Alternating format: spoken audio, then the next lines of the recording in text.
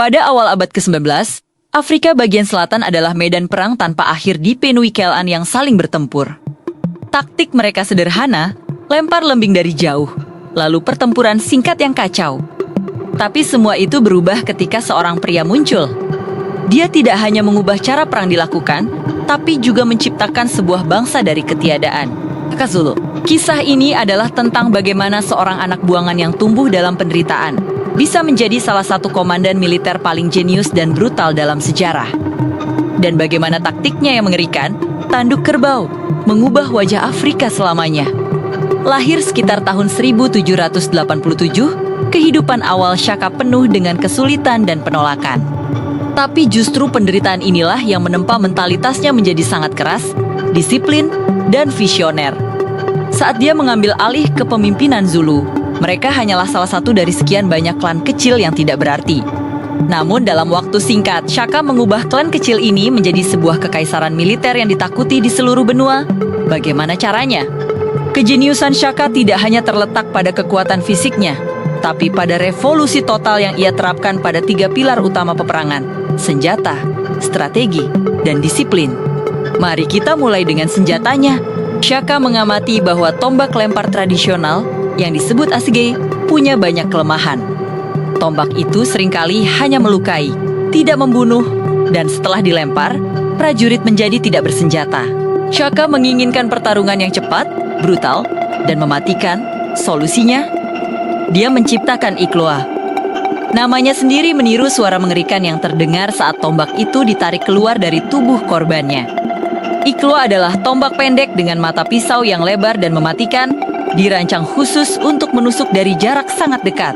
Shaka memaksa pasukannya untuk meninggalkan tombak lempar dan hanya bertarung dalam jangkauan yang sangat pribadi. Ini adalah sebuah konsep yang benar-benar asing dan mengerikan bagi musuh-musuhnya saat itu. Untuk melengkapinya, dia juga membekali pasukannya dengan perisai kulit sapi yang besar dan berat. Perisai ini bukan hanya untuk bertahan, tapi juga menjadi senjata ofensif. Para prajurit Zulu dilatih untuk menggunakan ujung perisai mereka untuk menangkis tombak musuh, lalu mengaitkannya ke perisai lawan, menariknya, dan menciptakan celah untuk tusukan Ikloa yang mematikan. Tapi senjata sehebat Ikloa pun tidak akan berguna tanpa strategi yang sempurna. Dan disinilah inovasi terbesar Shaka muncul, formasi tanduk kerbau, atau dalam bahasa Zulu disebut Impondo Zankomo. Ini bukan sekadar formasi barisan. Ini adalah sebuah mesin pembunuh yang terkoordinasi. Dirancang untuk mengepung total dan menghancurkan moral musuh bahkan sebelum mereka sadar apa yang terjadi. Bayangkan seekor kerbau liar yang sedang menyerang.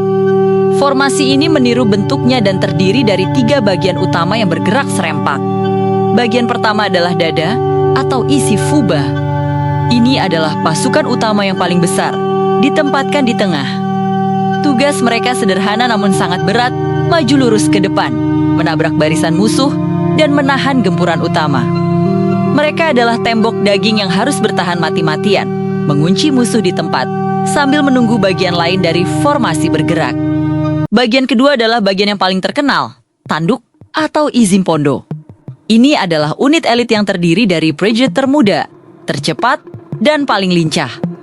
Begitu pertempuran utama di bagian dada dimulai, kedua unit tanduk ini akan berlari secepat kilat. Satu di sisi kiri dan satu di sisi kanan, mengelilingi barisan musuh yang sedang sibuk melawan bagian dada. Gerakan mereka cepat, senyap, dan tak terduga. Tujuan mereka adalah mengepung musuh dari kedua sisi dan belakang, memotong semua jalur untuk melarikan diri. Kepanikan akan langsung menyebar di barisan musuh ketika mereka sadar sudah terkepung total. Dan yang terakhir, bagian ketiga yang sering dilupakan namun sangat krusial, pinggang atau umufa. Ini adalah pasukan cadangan yang terdiri dari para veteran berpengalaman. Shaka menempatkan mereka jauh di belakang garis pertempuran utama. Dan ada satu perintah aneh yang harus mereka patuhi, mereka harus duduk membelakangi pertempuran yang sedang berkecamuk. Mengapa? Agar mereka tidak terbawa suasana panasnya pertempuran, agar mereka tetap tenang, dan bisa menjadi cadangan strategis yang berkepala dingin. Mereka baru akan diterjunkan jika bagian dada mulai goyah, atau yang paling sering terjadi, untuk memberikan pukulan terakhir yang menghancurkan. Menghabisi sisa-sisa musuh yang sudah terkepung, kelelahan, dan putus asa. Formasi ini benar-benar jenius. Ketika diterapkan dengan benar, tidak ada jalan keluar bagi musuh. Itu adalah resep untuk pemusnahan total. Tentu saja, semua taktik dan senjata ini tidak akan ada artinya tanpa pilar ketiga dari revolusi Shaka, disiplin yang gila. Shaka menghapus sistem loyalitas berbasis klan yang sudah ada selama berabad-abad. Dia menciptakan sistem militer baru yang disebut Amabuto, di mana para pria dikelompokkan berdasarkan usia, bukan asal klan. Loyalitas mereka bukan lagi kepada kepala suku lokal, tapi hanya kepada satu orang Shoka, sang raja. Pelatihan mereka sangat ekstrem. Para prajurit dipaksa berlari puluhan kilometer setiap hari tanpa alas kaki di atas medan yang kasar dan penuh duri. Ini bukan hanya untuk membangun kekuatan fisik, tapi juga untuk membuat telapak kaki mereka menjadi keras seperti batu. Dan untuk meningkatkan kecepatan yang dibutuhkan untuk manuver tanduk kerbau yang cepat.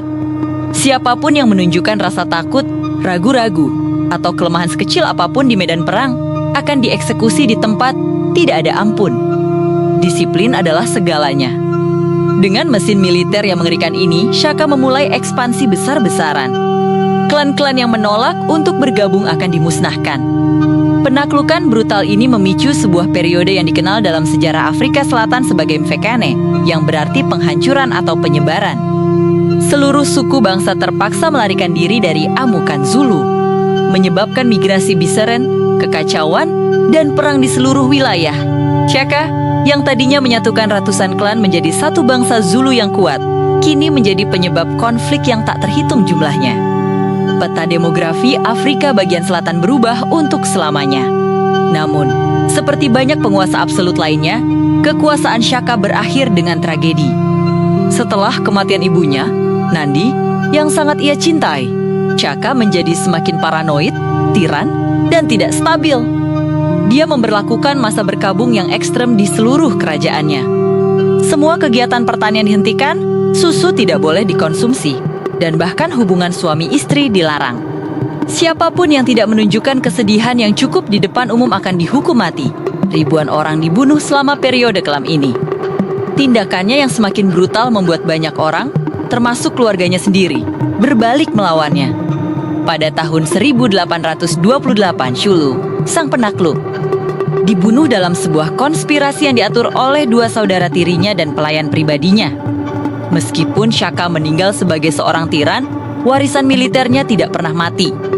Fondasi yang ia bangun disiplin besi, tombak Iklua yang mematikan, dan formasi tanduk kerbau yang jenius tetap hidup dalam bangsa Zulu puluhan tahun kemudian. Pada tahun 1879, warisan inilah yang memungkinkan bangsa Zulu yang hanya bersenjatakan tombak dan perisai kulit untuk memberikan salah satu kekalahan paling memalukan dalam sejarah kerajaan Inggris dalam pertempuran Isan Luana. Mereka membuktikan bahwa taktik dan disiplin bisa mengalahkan teknologi persenjataan yang lebih modern. Shokazu mungkin adalah seorang tiran yang brutal, tapi tidak ada yang bisa menyangkal bahwa ia adalah salah satu arsitek militer paling visioner dan berpengaruh yang pernah ada di dunia. Kisahnya adalah pengingat yang kuat tentang bagaimana satu orang dengan visi, kebrutalan, dan kejeniusan dapat mengubah jalannya sejarah. Terima kasih sudah menonton. Jika kalian suka dengan konten sejarah seperti ini, jangan lupa untuk like, subscribe, dan nyalakan lonceng notifikasinya agar tidak ketinggalan video kami berikutnya. Sampai jumpa!